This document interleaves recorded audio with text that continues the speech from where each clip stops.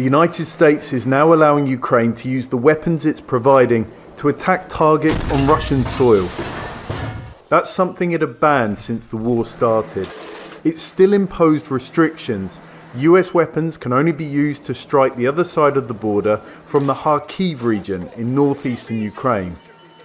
Over the past few weeks, Ukraine came to us and asked for the authorization to use weapons that we're providing to defend against this aggression, including against Russian forces that are massing on the Russian side of the border and then attacking into Ukraine. That went right to the president, and as you've heard, he's approved the use of our weapons for that purpose. Going forward, we'll continue to do what we've been doing, which is, as necessary, adapt and adjust. That adapting and adjusting has come after Russia bombarded Kharkiv for months with missiles and glide bombs launched from Russian territory.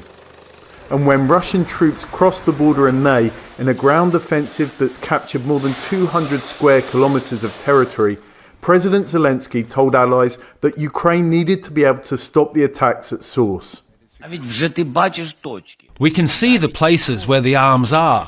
Even from reconnaissance, you can get maps, satellite images. But we cannot respond, and I think that's unfair.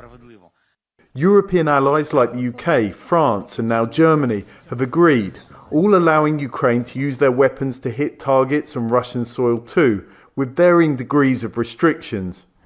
But the US is by far the country's biggest arms supplier. Ukraine needed it on board. But for President Biden, strikes on Russian territory using US weapons was for a long time a red line.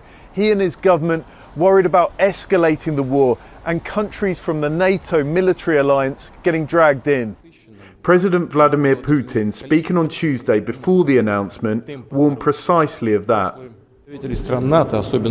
Representatives of NATO countries, especially in Europe, especially in small countries, they should be aware of what they're playing with. Before talking about striking Russian territory in general, this constant escalation can lead to serious consequences. NATO Secretary General riposted this Friday. Russia has escalated by invading another country, and Russia has escalated just last week by opening a new front where they are hitting Ukraine from inside Russia.